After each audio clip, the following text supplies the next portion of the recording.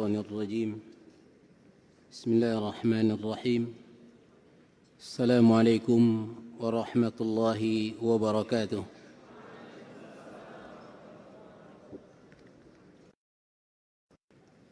إن الحمد لله نحمده ونستعينه ونستغفره ونعوذ بالله من شرور أنفسنا ومن سيئات أعمالنا من يهده الله فلا مضل له ومن يضلل فلا هادي له أشهد أن لا إله إلا الله وحده لا شريك له وأشهد أن محمدًا عبده ورسوله صلى الله عليه وعلى آله وصحبه وسلم وقال سبحانه في محكم تنزيله يا أيها الذين آمنوا اتقوا الله حق تقاته ولا تموتن إلا وأنتم مسلمون سائلين الله جل جلاله أن يوفقني وإياكم لما يحبه ويرضى وهو ولي ذلك والقادر عليه.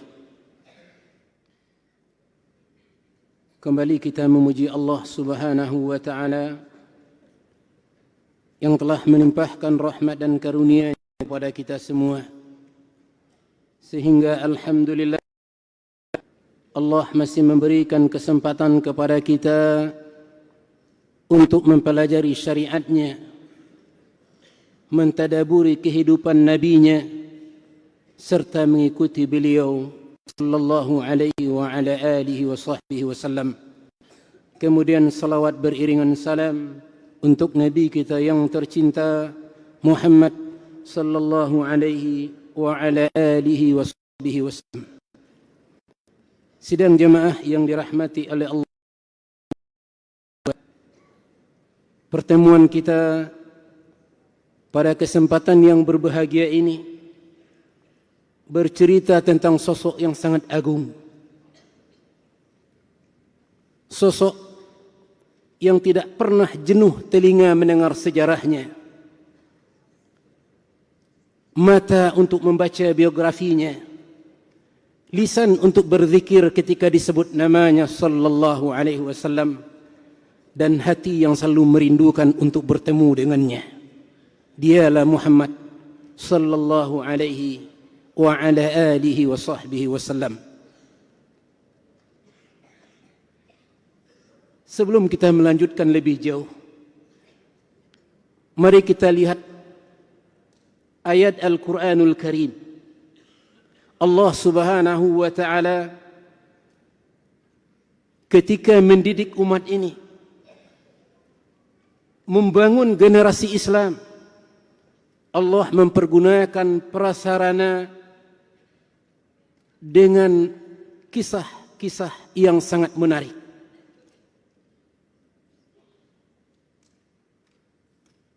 Allah sebutkan kisah yang sangat banyak di dalam Al-Quran. Kehidupan orang-orang sebelum kita, para nabi, para rasul, orang-orang soleh, dan juga orang-orang toleh. Makanya Allah Subhanahu wa taala memerintahkan kepada nabi kita yang mulia, faqsusil qasasa la'allahum yatafakkarun. Ceritakanlah kepada mereka wahai Muhammad kisah-kisah, semoga mereka bisa memikirkannya. Pasti semua kita akan bertanya, ya Allah, untuk apakah Engkau memerintahkan Rasulmu agar menceritakan kisah-kisah kepada para sahabat? Dan mereka adalah mereka orang yang paling terbaik setelah para nabi dan para rasul. Allah sebutkan dalam surat Hud, wa kullan naqussu 'alaika min anba'ir rusuli ma nuthabbitu bihi fu'adak. Wahai Muhammad, sungguh seluruh kisah para nabi dan para rasul telah kami ceritakan kepadamu untuk mengokohkan hatimu, menguatkan keyakinanmu, dan meneguhkan jiwamu. Allahu Akbar. Kalaulah sekiranya seandainya Nabi kita alaihi salatu wassalam, beliau merupakan makhluk yang paling mulia, manusia merupakan sayyidul bashar, butuh kepada kisah untuk menguatkan hati dan keimanannya, maka kita jauh lebih butuh untuk mendengarkan kisah-kisah yang sangat menarik dari Al-Quranul Karim maupun melalui lisan Rasulullah sallallahu alaihi wa ala alihi wa sahbihi wasallam. Namun sesuatu yang sangat kita sayangkan kaum muslimin dan kaum muslimah, banyak terkadang di antara kita pas mendengar pengajiannya Sirah An-Nabawiyah. Oh, Sirah An-Nabawiyah. Allahu Akbar, Allah, Allah. Sesungguhnya sirah yang akan kita pelajari, kehidupan seseorang yang akan kita telusuri adalah kehidupan seorang Rasul yang Allah tinggalkan bagi umat ini sebagai mukjizat. Sebagaimana dikatakan oleh Imam Ibn Hazmin, salah seorang dari ulama Andalus, "Lau lam yakun lahu mu'jizatun illa siratahu lakafat." Kalaulah sekiranya Allah Subhanahu wa taala tidak meninggalkan satu mukjizat pun untuk Rasulullah dan bagi umat ini kecuali kehidupan Nabi kita yang mulia, itu sudah cukup mukjizat. Sudah cukup mukjizat. Allahu Akbar.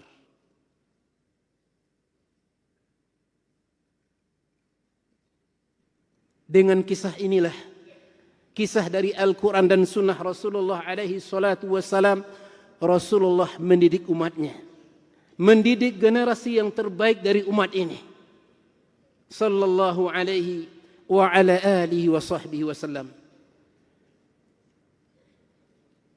Ketika kita tanyakan kepada sebahagian kaum muslimin, kenal enggak dengan Rasulullah? Mau bicara ya? Kata mereka, enggak usah disebut Rasulullah, usah sebut saja Muhammad. Kenapa? Kami enggak kenal dengan Rasulullah. Allahu Akbar, sampai ke telinga kami. Lalu bagaimana dengan kehidupan beliau?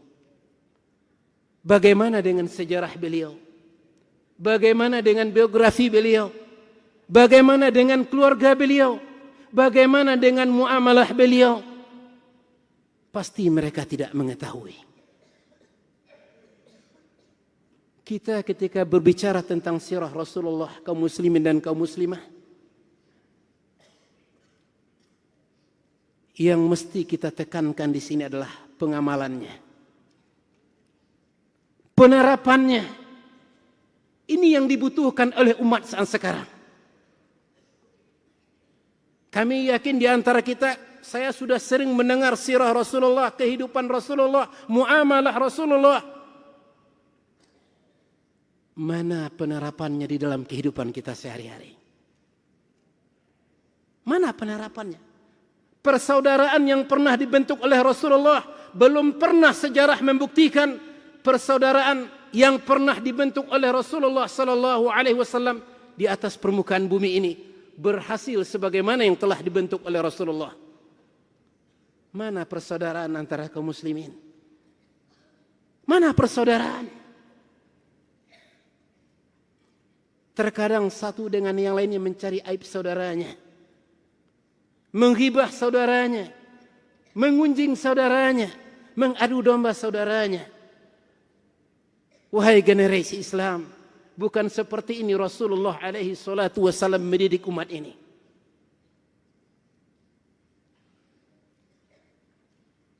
Bukan seperti itu beliau mendidiknya.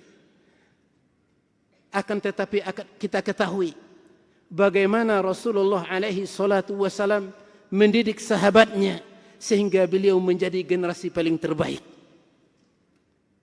Bahkan kalau kita lihat, kita buka sejarah Arab sebelum datangnya Rasulullah alaihi salatu wassalam, enggak ada apa-apanya dibandingkan oleh negara-negara lain. Persia kah, Romawi kah, Arab enggak seberapa. Dipandang enteng waktu itu. Setelah Rasulullah alaihi salatu wassalam diutus, mereka dididik, mereka dibina dengan Al-Quran, contoh dan suri tauladan dari Rasulullah alaihi salatu wassalam, maka mereka bisa membangun sebuah negara yang sangat luar biasa.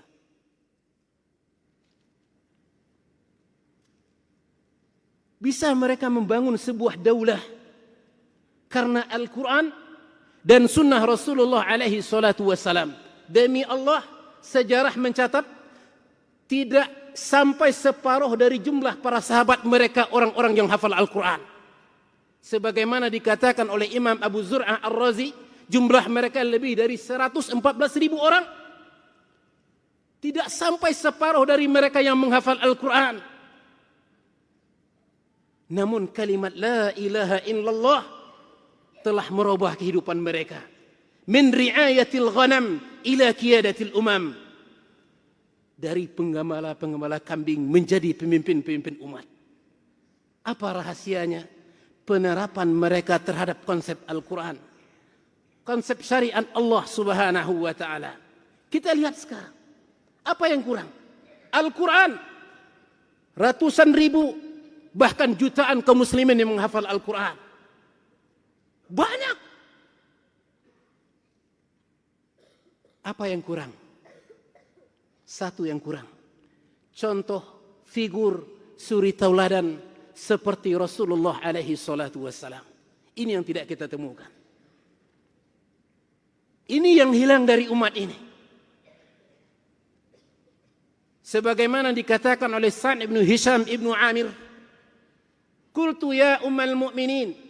Saya bertemu dengan Ummuna Aisyah, kemudian menanyakan kepada beliau, ya ummal mu'minin, akhbirini bi khuluqi Rasulullah sallallahu alaihi wasallam. Beritahukan kepadaku tentang akhlak Rasulullah alaihi salatu wasallam. Apa kata Ummuna Aisyah? Qalat khuluquhul Quran. Akhlaknya adalah Al-Quran.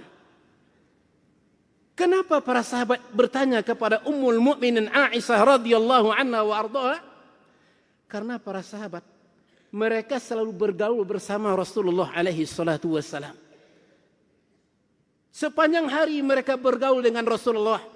Ketika pintu rumah beliau tertutup, mereka tidak mengetahui apa yang terjadi di belakang pintu. Maksudnya bagaimana? Kebanyakan bahkan banyak dari kaum muslimin ketika bermuamalah dengan kita, Masya Allah, dengan wajah yang manis, pemurah, ringan tangan, ketika pintu rumah sudah tertutup bermuamalah dengan keluarganya, maka dia bagaikan seekor singa sedang berada dalam keluarganya.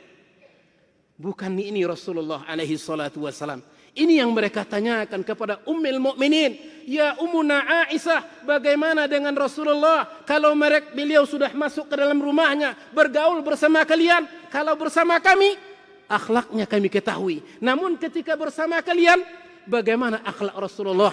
Kata Ummuna Aisyah, bagaimana ketika bersama kalian? Seperti itu juga bersama kami. Khuluquhul Quran. Akhlaknya adalah Al-Quran. Ini yang luput dari kita. Ini yang kekurangan dari generasi kaum muslimin. Banyak penghafal Al-Quran, namun penerapan terhadap Al-Quran sangat jarang kita temukan. Dan ini amanah untuk kita semua yang menghafal Al-Quran. Yang hafal Al-Fatihah kah dia? Yang hafal Al-Baqarah kah dia? Yang hafal Ali Imran kah dia? Semuanya di atas pundak kita untuk mengamalkan kalam Allah subhanahu wa ta'ala tersebut. Berbeda dengan mereka. Disebutkan oleh Imam Ibn Katsir dari Malik Ibn Anas radhiyallahu anhu wa rahimahullahu ta'ala, ketika Abu Ubaidah Ibn Jarrah menaklukkan kota Syam di masa Khalifah Umar Ibn Khattab radhiyallahu anhu wa ardhah, dan Syam waktu itu berada di bawah jajahan orang-orang Nasara. Pimpinan kaum muslimin, panglima perangnya dipegang oleh Abu Ubaidah Ibn Jarrah. Apa kata Imam Malik? Orang-orang Nasara mengatakan kepadaku dan mengatakan kepada kaum muslimin, wallahi inna haula'i la khairu minal hawariyyin fima balaghana. Demi Allah, kata orang-orang Nasara, mereka yang memerangi kami sekarang, yang sedang menaklukkan negeri kami demi Allah, mereka jauh lebih baik dari sahabat-sahabat Isa alaihissalam. Coba lihat akhlak mereka, sahabat Rasulullah alaihi salatu wassalam.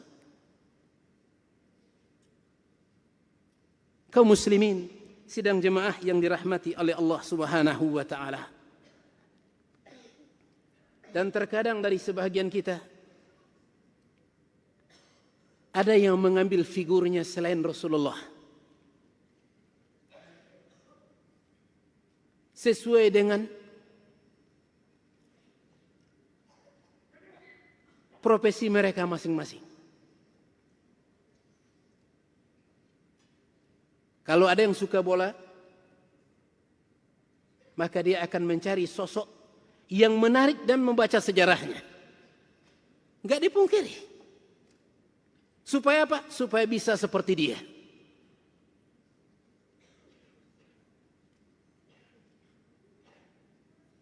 Seorang saudagar juga seperti itu. Dia akan mencari figur orang yang sukses di medannya. Namun ketahuilah kaum muslimin, sidang jemaah yang dirahmati oleh Allah Subhanahu wa taala, tidak ada satu orang pun di atas permukaan bumi ini yang sukses dari seluruh kehidupannya, dari seluruh segi kehidupannya, kecuali hanya Rasulullah alaihi salatu wassalam. Ada orang yang sukses dari segi bisnisnya, belum tentu dia sukses dalam mendidik rumah tangganya. Ada orang yang sukses bergaul bersama keluarganya, namun sulit untuk bergaul dengan tetangganya. Ada orang yang bisa bergaul dengan keluarga dan tetangganya, namun dia bukanlah seorang yang ahli manajemen. Seperti itulah. Kecuali hanya Rasulullah sallallahu alaihi wa ala alihi wa sahbihi wasallam, sosok yang sukses dari segi seluruh kehidupannya.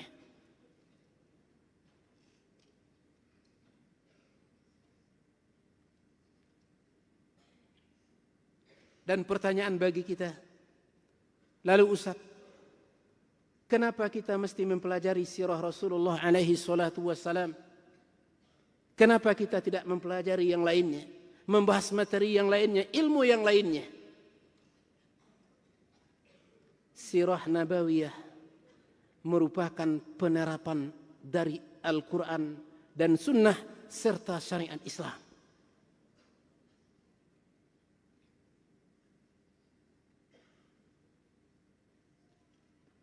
Bahkan kita kumpulkan orang semuanya,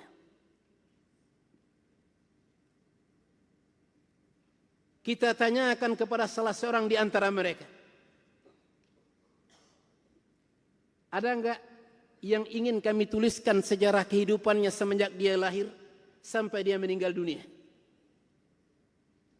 Muamalahnya, pergaulannya, perkataannya, perbuatan baik dan buruknya, siap enggak? Tidak satu pun di antara kita yang siap. Mungkin kalau ada yang datang, Ustaz, kami ingin nulis sejarah biografi kehidupan Ustaz, pasti kami akan mengatakan yang baik-baik saja ya. Berbeda dengan Rasulullah alaihi salatu wassalam.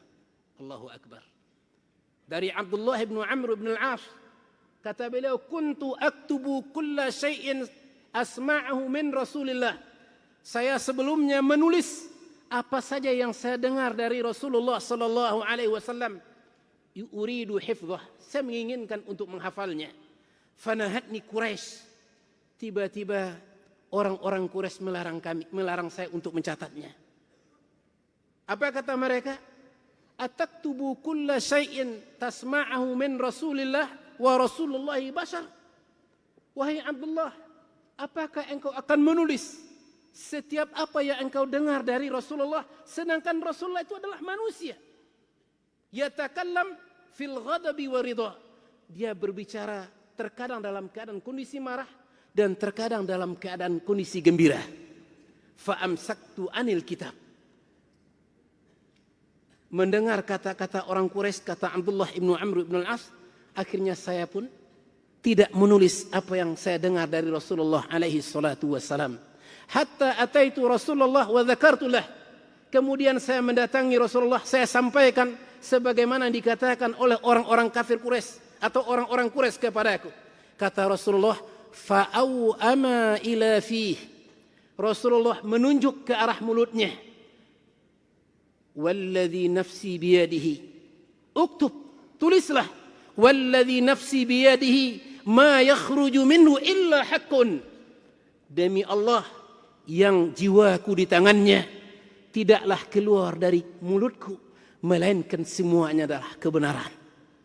Ada enggak kita temukan orang yang siap ditulis biografinya dari masa dia kecil sampai dia besar tanpa dipilah dan dipilih? Enggak satu pun yang siap, kecuali hanya Rasulullah sallallahu alaihi wa ala alihi wasallam. Di antara dari sekian banyak sebabnya kenapa kita mempelajari sirah Rasulullah alaihi salatu wasalam, yang pertama, berqudwah dan mengambil tauladan dengan salafu hadhil ummah. Mengambil contoh kepada generasi yang terbaik dari umat ini. Siapakah mereka? Para sahabat Rasulullah alaihi salatu wasalam. Abdullah ibnu Abbas. Siapa dia Abdullah ibnu Abbas? Terjemah Al-Quran. Orang yang hafal Al-Quran.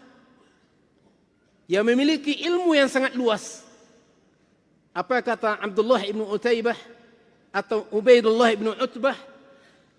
Laqad kunna nahduru majalis Abdullah ibnu Abbas fayuhaddithuna al-'asiyata kullaha fil maghazi.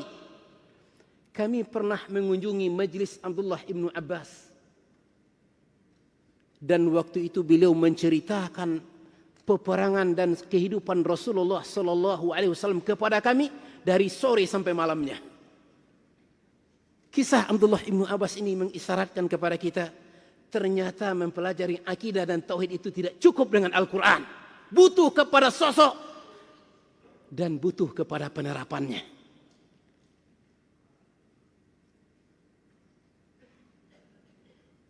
Abdullah ibnu Abbas radhiyallahu anhu warda, kami menghadiri majlis beliau dan beliau menceritakan peperangan Rasulullah dan kehidupannya dari semenjak sore sampai malam harinya. Radhiyallahu anhum ajma'in. Seperti itu juga Barra ibnu Azib. Beliau menceritakan kepada murid-muridnya sirah Rasulullah alaihi salatu wassalam. Dan orang-orang yang datang setelah mereka dari kalangan tabi'in. Di antaranya adalah Zaidul Abidin, Ali ibn al-Husain ibn Ali ibn Abi Talib. Apa kata beliau? Kunna nu'allamu maghaziya Rasulullah sallallahu alaihi wasallam wa sarayah kama nu'allamu surata minal Qur'an. Kami sebelumnya diajarkan oleh orang-orang sebelum kami peperangan-peperangan Rasulullah dan utusan-utusannya sebagaimana kami diajarkan Al-Quran. Sebagaimana kami diajarkan surat Al-Quran, ditalkinkan Al-Quran, diajarkan Al-Quran. Seperti itu kami mendengarkan sirah dan kehidupan Rasulullah alaihi salatu wassalam.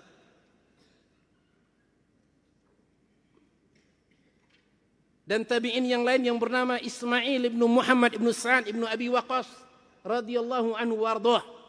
Kata-kata yang sangat menarik. Apa kata beliau? Kana abi yu'allimuna maghaziya Rasulillah sallallahu alaihi wasallam wa qala ya bani hadhihi ma'athiru abaikum fala tudayyi'u dhikraha. Kata Ismail ibnu Muhammad ibnu Sa'ad ibnu Abi Waqqas, beliau mengatakan, kana abi, bapakku sebelumnya bangga dia punya bapak. Kenapa? Bapaknya hafal sirah Rasulullah, bapaknya paham dengan peperangan Rasulullah. Kana abi, bapakku sebelumnya. Bagaimana bapakmu, wahai Ismail ibnu Muhammad ibnu Sa'ad ibnu Abi Waqqas? Kana abi yu'allimuna maghazia Rasulillah.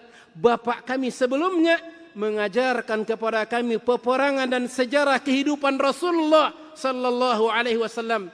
Kemudian dia berpesan kepada kami, ya baniya, wahai anak-anakku, hadhihi ma'athiru abaikum. Ini merupakan peninggalan nenek moyangmu, bapak-bapakmu, kakek-kakekmu. Fala tudayyi'u dzikraha. Jangan sampai lupa untuk mengingatnya, membacanya, mempelajarinya. Banyak yang mengaku salaf. Namun apakah kita pernah menerapkan pendidikan sebagaimana yang telah diterapkan oleh salaf? Enggak pernah mereka meninggalkan kehidupan Nabi kita yang mulia. Bahkan mereka malah membentuk majlis ilmu khusus untuk mempelajari kehidupan Nabi kita alaihi salatu wassalam. Mereka ajarkan kepada anak-anak mereka. Anak-anak mereka pun bangga memiliki bapak yang mempelajari kehidupan Rasulullah sallallahu alaihi wa ala alihi wa sahbihi wasallam. Bagaimana dengan kita kaum muslimin dan kaum muslimah yang dirahmati Allah? Sampai di mana kehidupan Rasulullah alaihi salatu wassalam dalam rumah tangga kita? Sampai di mana kita menelaah dan mentadaburi serta menerapkan kehidupan Rasulullah alaihi salatu wassalam dalam rumah tangga kita? Sedangkan salaf hadhil ummah sudah kita ceritakan bagaimana kehidupan mereka.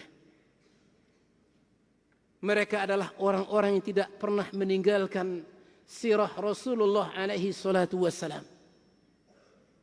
Dan inilah bukti cinta mereka dengan Rasulullah.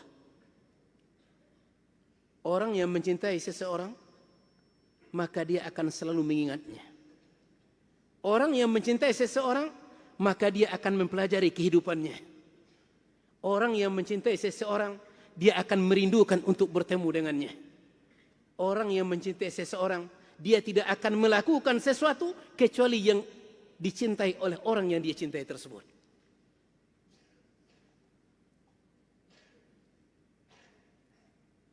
Inilah generasi Islam sebelumnya. Dari satu generasi ke generasi seterusnya mereka mempelajari sirah Rasulullah sallallahu alaihi wa ala alihi wa sahbihi wasallam. Namun ini terkadang yang jarang kita temukan. Bahkan suatu hal yang sangat menyedihkan, sirah Rasulullah alaihi salatu wasallam diperlombakan. Tujuannya untuk apa? Memberikan kepada kaum muslimin motivasi agar membaca lebih banyak. Namun ketika dia ditanya, siapa nama orang tua Rasulullah? Abdul Muttalib. Siapa istri Rasulullah? Siapa ibunya Rasulullah? Dijawab Khadijah radhiyallahu anha.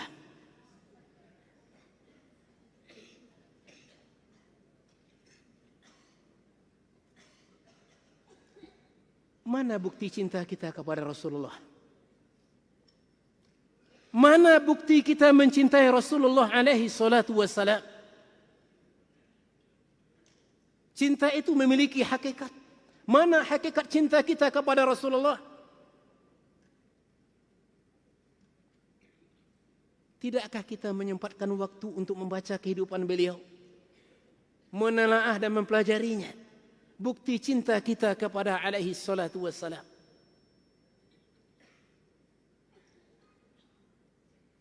Selanjutnya, kaum muslimin sidang jemaah yang dirahmati oleh Allah Subhanahu wa taala.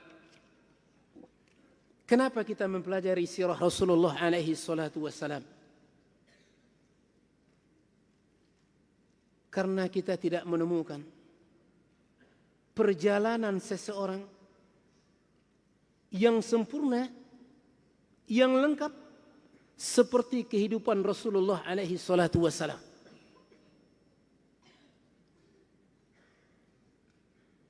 Kisah Nabi Adam alaihi salam, Nabi Nuh alaihi salam, Nabi Musa alaihi salam, sampai kepada Nabi Isa alaihi salam.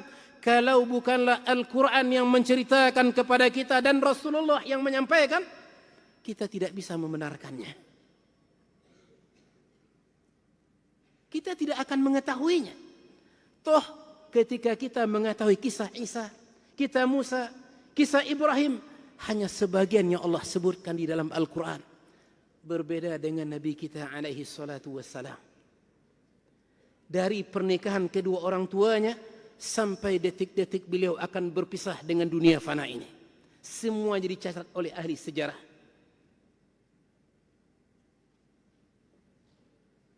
Semuanya ditulis oleh ahli sejarah. Bahkan apa yang telah kita katakan ini bukan hanya pengakuan kita, bahkan orang-orang di luar Islam, orang-orang orientalis, mereka mengatakan al-wahidul ladzi wulida ala du'i syamsi huwa Muhammadun sallallahu alaihi wasallam. Manusia satu-satunya yang dilahirkan di atas cahaya matahari hanyalah Muhammad. Maksudnya saking terangnya kehidupan beliau, saking jelasnya perjalanan kehidupan beliau sallallahu alaihi wasallam. Beliaulah satu-satunya. Isa alaihi salam tidak. Sebahagian dari kehidupannya. Ibrahim alaihissalam sebagian dari kehidupannya.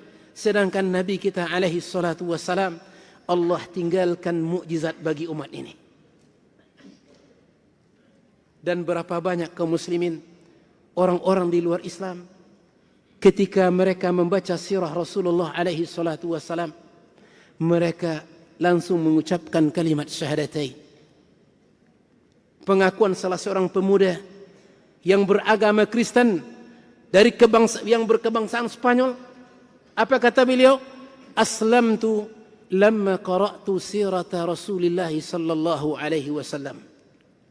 Saya Islam ketika saya membaca dan menelaah kehidupan Muhammad sallallahu alaihi wa ala alihi wa sahbihi wasallam.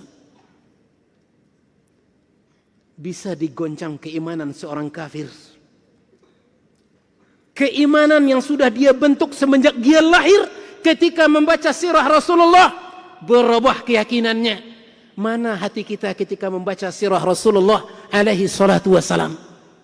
Demi Allah kami katakan, kalau sekiranya kita membacanya dengan penuh kerinduan, kecintaan kepada Rasulullah, pasti semua kita akan meneteskan air mata. Semua kita akan meneteskan air mata.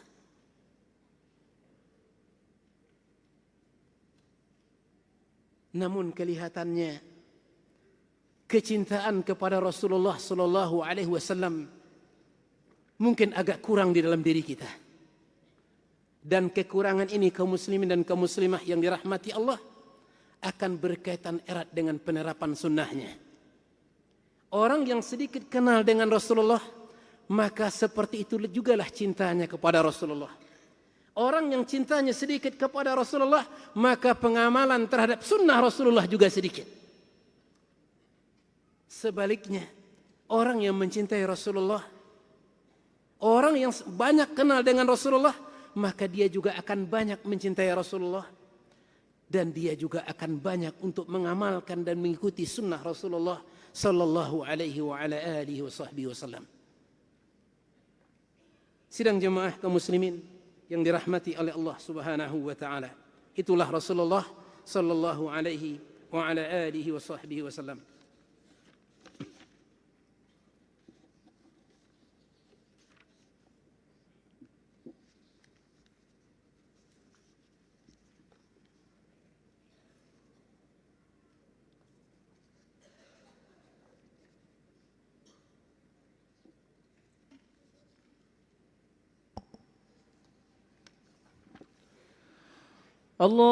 الله أكبر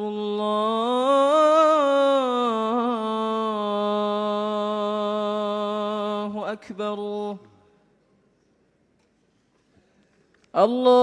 الله أكبر الله أكبر أشهد أن لا إله إلا الله.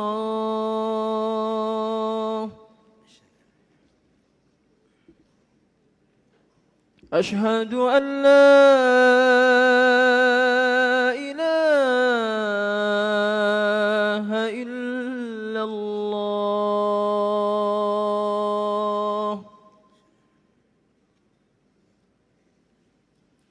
أشهد أن محمدًا رسول الله.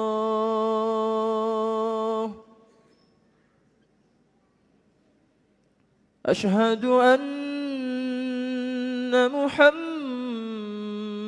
رسول الله.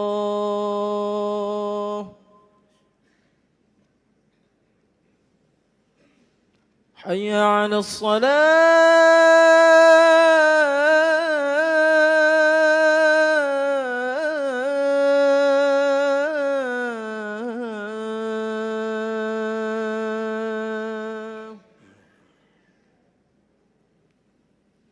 حي على الصلاة.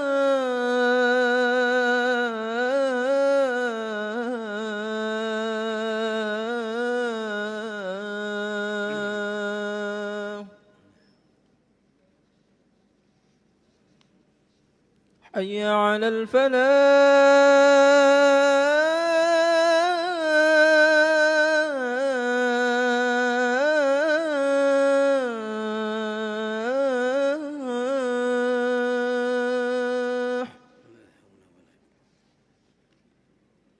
حي على الفلاح.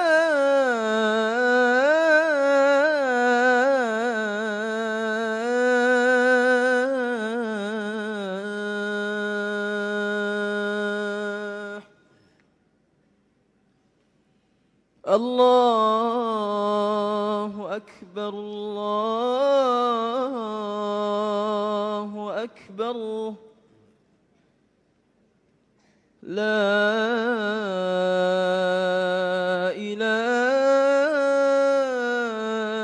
إلا الله.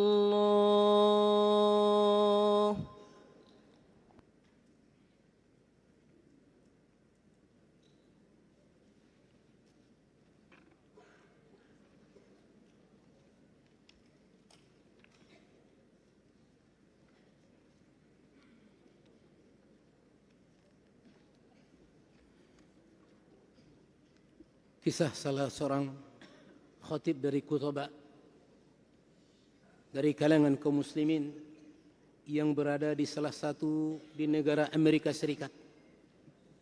Beliau menceritakan, suatu hari saya sedang berdiri di depan masjid. Tiba-tiba datang salah seorang Nasrani. Lalu dia mengatakan kepadaku, "Uridu an usawwiraka amama masjid." Tentu dengan bahasa Inggris ya. Saya ingin memoto Anda di depan masjid. Kata khatib ini, boleh. Namun dengan catatan, saya meminta kepada Anda untuk duduk bersamaku. Silakan difoto saya, namun setelahnya saya berharap Anda siap untuk duduk bersamaku, bersama saya. Setelah difoto, lalu duduk. Si khatib bercerita kepada orang Nasara, dan orang Nasara pun bercerita kepada si khatib. Apa kata beliau? Saya melihat kaum muslimin pada hari Jumat mereka berbondong-bondong ke masjid. Ini berarti bahwa Jumat merupakan hari yang paling mulia bagi mereka. Mereka memakai wewangian, memakai pakaian yang bersih, menuju rumah ibadah mereka. Wahai si fulan, wahai si khatib, bolehkah saya duduk di dalam masjid untuk mendengarkan khutbahmu? Kata si khatib, silakan. Datang hari Jumat. Apa kata si khatib ini? Kemudian saya bercerita di dalam khutbah yang saya sampaikan bukan tentang Al-Quran. Saya tidak bercerita tentang Al-Quran. Dan saya juga tidak bercerita tentang sosok Rasulullah sallallahu alaihi wasallam. Khutbah saya bercerita tentang Umar ibn al-Khattab radhiyallahu anhu wa ardhah. Kehidupan dia di masa jahiliyah sebelum dia Islam, kemudian bagaimana Islam merubah kehidupan Umar ibn al-Khattab.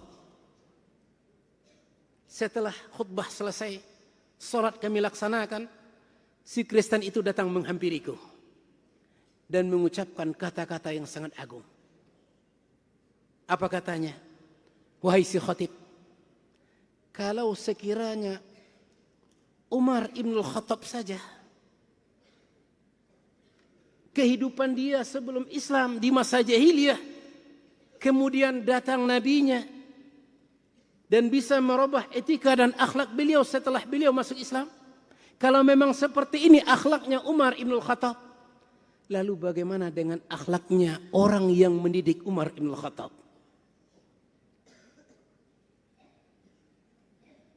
Umar saja yang berwatak keras di masa jahiliyahnya. Setelah masuk Islam, Allahu Akbar, Amirul Mukminin, kehidupan beliau melukis sejarah Islam. Kata si Kristen ini, Umar saja seperti itu etika dan akhlaknya. Bagaimana dengan orang yang telah mendidik Umar ibn al-Khattab? Lalu dia pergi pulang ke rumahnya. 1 pekan saya tidak pernah ketemu dengan beliau.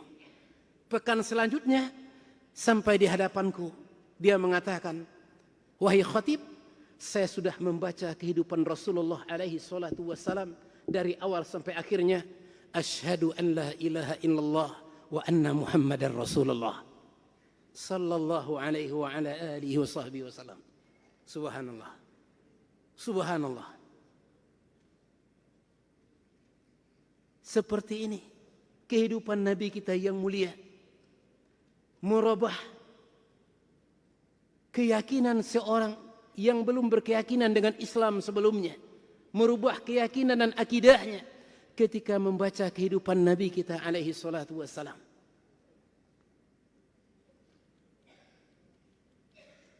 Maka sebuah ungkapan yang tidak layak kita katakan,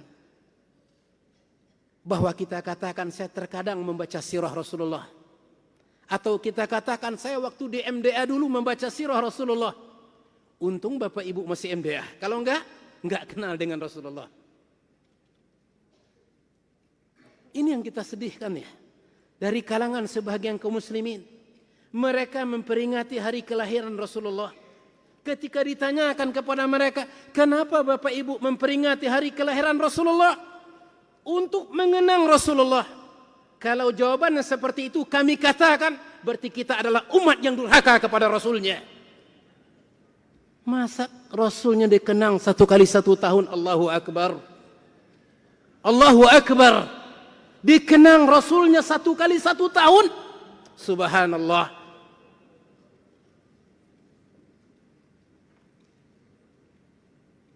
Apakah itu dinamakan orang mukmin yang mencintai Rasulnya? Mengenang Rasulnya 1 kali 1 tahun? Inna lillahi wa inna ilaihi raji'un. Seharusnya kita menyediakan waktu untuk membaca kehidupan beliau sallallahu alaihi wa ala alihi wa sahbihi wasallam. Selanjutnya, kenapa kita mempelajari kehidupan Nabi kita yang mulia Muhammad alaihi salatu wassalam? Karena kehidupan beliau adalah penerapan yang sempurna bagi syariat Islam. Penerapan Al-Quran, penerapan syariat Islam, Rasulullah sallallahu alaihi wa ala alihi wa sahbihi wasallam. Makanya Allah katakan, "Al-yawma akmaltu lakum dinakum wa atmamtu alaikum ni'mati." Allah sempurnakan agamanya. Allah sempurnakan nikmatnya. Rasulullah alaihi salatu wasallam, beliaulah orang yang menerapkan Islam. Bagaimana syariat Islam itu sebenarnya? baik dalam konsep dalam ruang lingkup yang kecil maupun dalam ruang lingkup yang besar, kita temukan bersama Rasulullah sallallahu alaihi wa ala alihi wasallam. Ingat kaum muslimin, orang yang mengajak orang lain kepada pemikirannya, kepada ide dan akidahnya sangat banyak sebelum Rasulullah alaihi salatu wasallam. Namun hanya sebuah konsep. Sebutlah Aflatun, salah seorang filsafat yang diagung-agungkan oleh mereka, menulis sebuah kitab namanya Jumhuriyah, Republik. Mana dia buktinya? Hanya sebuah konsep yang tidak kita temukan di lapangan. Tidak ada penerapannya. Berbeda dengan Rasulullah alaihi salatu wassalam, beliau menerapkan Al-Quran dan syariat Islam dalam rentang waktu 23 tahun. Dan itu belum ada sejarah mencatat seseorang bisa mendirikan sebuah negara besar dalam rentang waktu 23 tahun. Dan datang setelahnya Al-Farabi, seorang filsafat, ahli filosof, menulis sebuah kitab namanya Al-Madinatul Fadilah, kota idaman. Hanya konsep, mana buktinya? Enggak ada. Berbeda dengan Rasulullah alaihi salatu wassalam. Makanya penerapan Islam dari segi akidahkah? Lihat beliau. Dari segi pendidikan Islamkah? Contoh beliau. Kita lihat sedikit bagaimana Rasulullah alaihi salatu wassalam mendidik umatnya, generasinya dengan akidah dan muraqabah kepada Allah Jalla Jalaluh. Hadis diriwayatkan oleh Imam Muslim, kisah yang sangat panjang. Mungkin kita semua ingat dengan kisah Al-Ma'iz, kisah Ma'iz dengan Al-Ghamidiyah. Ma'iz, seorang sahabat, wal'iyadzubillah, jatuh ke dalam perbuatan zina. Al-Ghamidiyah, seorang perempuan dari Ghamidiyah, jatuh ke dalam perbuatan zina. Ma'iz, setelah dia melakukan perbuatan zina, enggak ada yang mengetahuinya kecuali hanya Allah Jalla Jalaluh. Datang kepada Rasulullah, ya Rasulullah, tahirni. Ya Rasulullah, bersihkan saya. Bersihkan dosa saya, Rasulullah. Kenapa engkau, wahai Ma'iz? Setelah berzina, ya Rasulullah. Rasulullah enggak membenarkannya. Hari kedua, Ma'iz datang lagi, ya Rasulullah, tahirni. Bersihkan saya, ya Rasulullah. Rasulullah tidak membenarkan. Akan tetapi beliau memerintahkan kepada beberapa orang sahabat untuk pergi ke kampung halaman Ma'iz. Tanyakan kepada karib kerabatnya, apakah Ma'iz ini masih waraskah orangnya atau ada pengaruh di jiwanya. Kembali datang utusan Rasulullah. Kata mereka, ya Rasulullah, Ma'iz itu orang yang sehat. Bukan orang yang berpenyakit jiwa, ya Rasulullah. Hari ketiga datang lagi Ma'iz kepada Rasulullah. Ya Rasulullah, bersihkan aku. Rasulullah mengirim lagi utusan kepada kabilahnya, kepada kaumnya, menanyakan bagaimana Ma'iz ini. Apakah dia seorang yang sehat akalnya atau bagaimana? Disampaikan sehat akalnya, ya Rasulullah. Sampai hari keempat. Kemudian beliau dirajam radhiyallahu anhu wa ardhah. Datang Al-Ghamidiyah, seorang perempuan yang telah melakukan perbuatan yang sama. Ya Rasulullah, tahirni, bersihkan saya, ya Rasulullah, setelah melakukan perbuatan zina. Rasulullah menoleh ke kanan.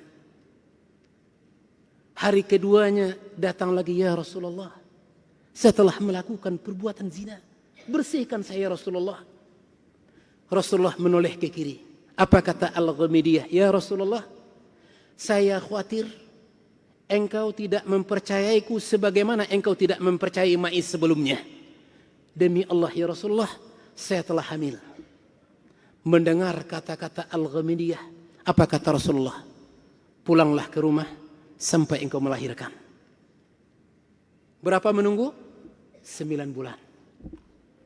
Setelah melahirkan, Al-Ghamidiyah menggendong anak kecil yang berada dalam pangkuannya datang kepada Rasulullah, "Ya Rasulullah, saya telah melahirkan. Tohir nih. Bersihkan saya ya Rasulullah.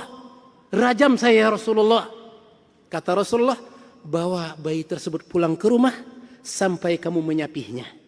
Berapa lama menunggu? 2 tahun.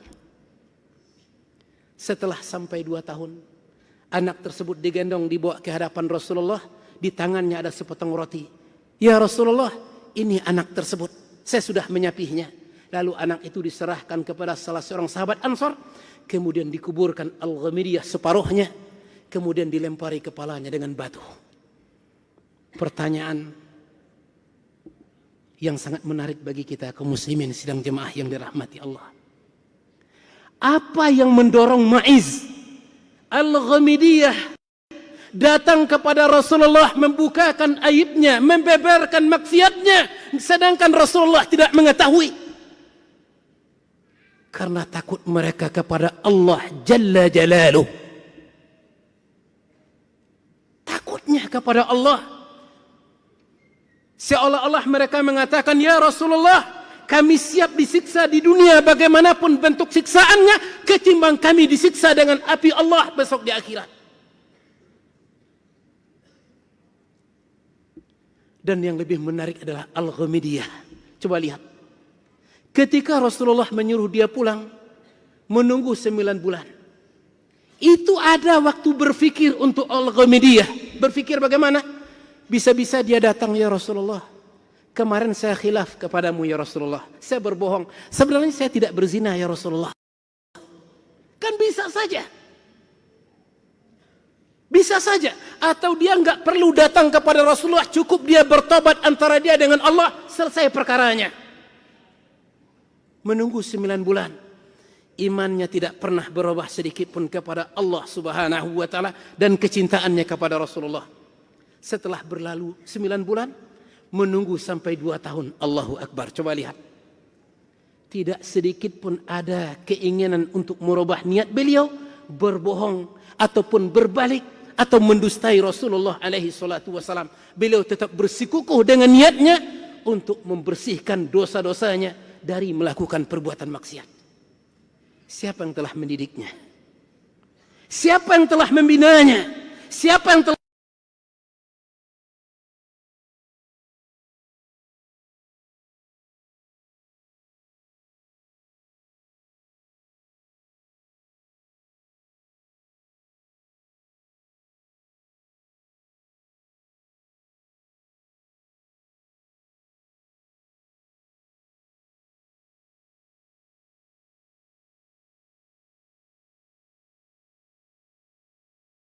menanamkan nilai-nilai muraqabah di dalam dirinya? Rasulullah sallallahu alaihi wasallam sampaikan kepada kami, mana masyarakat, mana generasi dan sebagaimana yang telah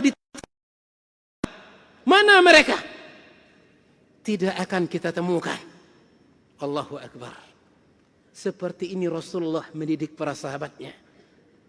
Sehingga mereka lebih cinta dengan hukum dunia ketimbang mereka kelak dihukum dan diazab di hadapan Allah Subhanahu wa ta'ala. Sekalipun itu aib yang mesti dia sampaikan, bahkan kita membacanya sekarang.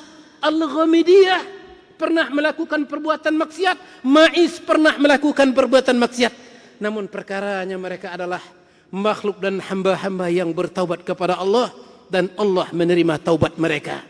Perkara bagi kita, bagaimana dengan kita yang mungkin tidak melakukan perbuatan maksiat sebagaimana dilakukan oleh Ma'iz dan Al-Ghamidiyah, namun sampai mana kita bertaubat kepada Allah Subhanahu wa ta'ala? Ataukah kita enggak merasakan kita adalah orang yang berdosa? Inilah perbedaan kita dengan generasi yang terbaik dari umat ini, sahabat Rasulullah sallallahu alaihi wa ala alihi wa sahbihi wasallam. Sidang jemaah yang dirahmati oleh Allah Subhanahu wa ta'ala. Inilah Rasulullah sallallahu alaihi wasallam. Mulai kita dari mengenal beliau dan mulai kita mempelajari kehidupan beliau, mari kita niatkan di dalam diri kita untuk berusaha mengikuti beliau, menerapkan apa yang beliau ajarkan kepada kita, dan berusaha kita meninggalkan apa yang telah beliau larang kita untuk mengerjakannya sebagai bukti kecintaan kita kepada Nabi kita yang mulia. Kenapa? Salah seorang datang kepada Rasulullah, "Ya Rasulullah, mata sa'ah?" Kapankah datangnya hari kiamat? Rasulullah menjawab, "Madza a'datta laha?" Apa yang telah Anda persiapkan untuk menghadapi hari kiamat? Kalau sekiranya kiamat itu datang sekarang, apa yang telah Anda persiapkan? La syai', tidak ada.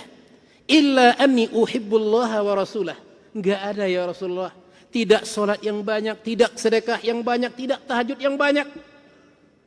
Tidak salat-salat sunnah yang banyak. Namun yang saya miliki, saya mencintai Allah dan Rasulnya. Kata Rasulullah, "Anta ma'aman ahbabta." Sesungguhnya engkau besok akan dikumpulkan bersama dengan orang yang engkau cintai. Semoga materi yang singkat ini kaum muslimin dan kaum muslimah yang dirahmati Allah membuka hati kita untuk semakin mencintai Rasulullah, untuk semakin mendengarkan kehidupan beliau, dan untuk semakin menerapkan sunnah-sunnah beliau sallallahu alaihi wa ala alihi wa sahbihi wasallam. Baik, ini ada beberapa pertanyaan.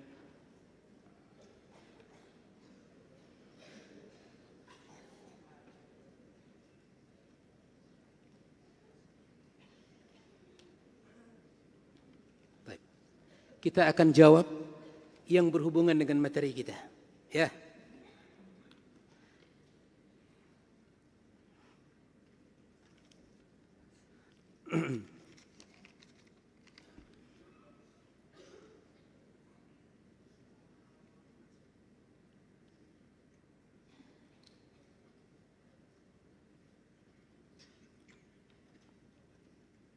Assalamualaikum. Waalaikumsalam. Afwan Ustaz, ana ingin minta nasihatnya untuk teman ana. Karena dia seperti tidak ada niat untuk belajar. Belajarnya main-main, duduk di halaqah Al-Quran tanpa membaca Al-Quran sedikit pun. Mohon nasihatnya Ustaz.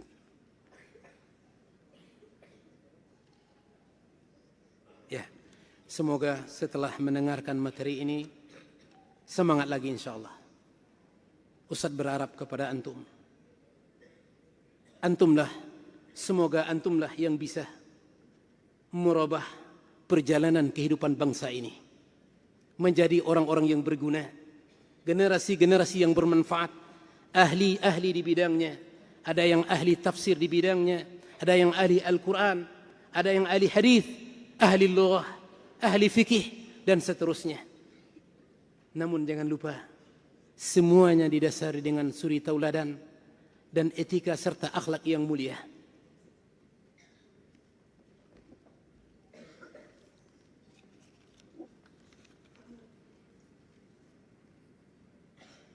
Apakah hukumnya bersumpah dengan Allah Ta'ala? Ini sudah pernah Ustaz sampaikan di kelas sebelumnya.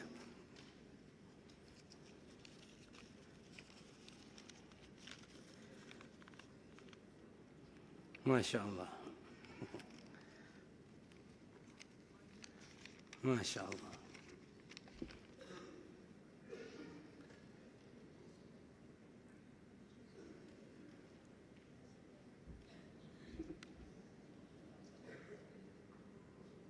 Iya.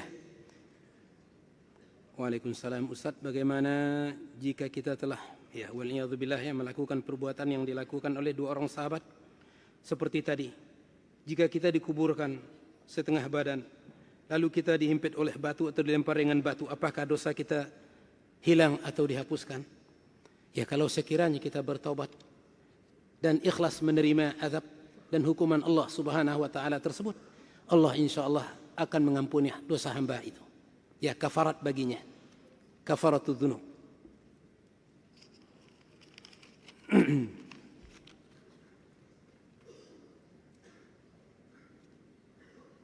Tentang puasa. Nah, ini pertanyaan juga.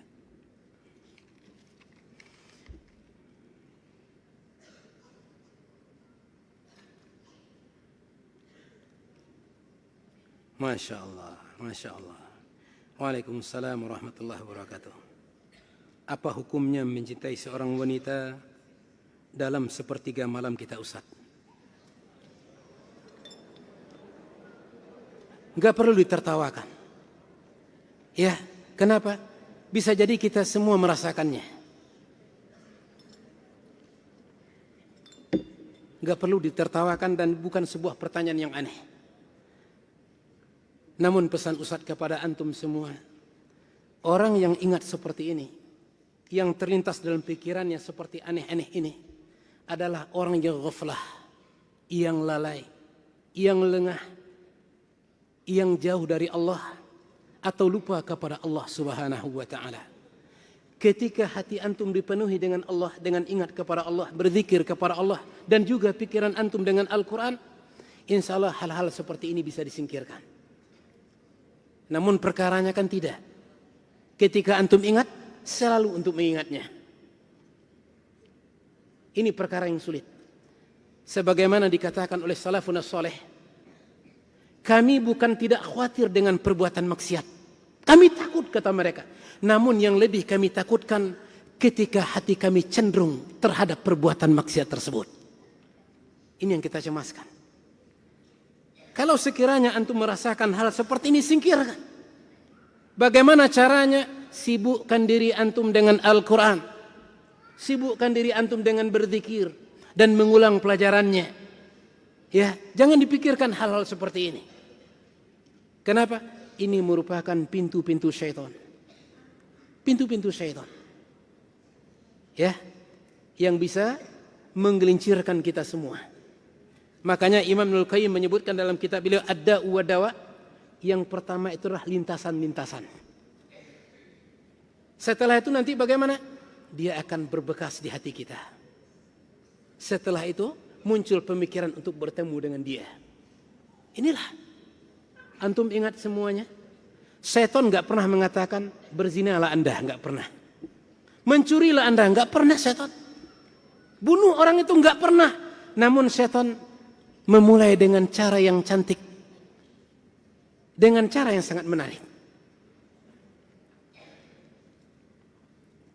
Mungkin antum pernah Ustaz ceritakan kisah yang pernah terjadi di masa Bani Israel. Kisahnya kisah Israiliyat. Namun ulama mengatakan kepada kita, tidak ada masalahnya untuk menceritakan kisah seperti itu. Kisah 4 orang, 3 orang pemuda, 1 saudara perempuannya.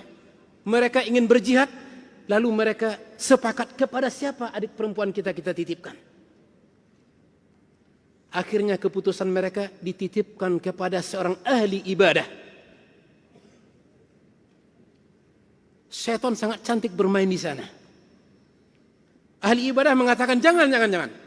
Jangan kalian menitipkan adik perempuan kalian kepada saya. Akan mengganggu pikiran saya dan akan mengganggu kekhusyukan saya beribadah. Kata mereka, ya abid, kami tidak memiliki titipan yang lebih amanah ketimbang anda. Setelah didesak, akhirnya dititipkan adik perempuannya. Setelah itu kata si abid, suruh adikmu untuk tinggal di sana. Biar saya di sini untuk beribadah kepada Allah. Nanti kalau sekiranya datang waktu makannya, saya akan mengantarkan makanan ke depan pintu adik perempuanmu, kemudian dia mengambil sendiri.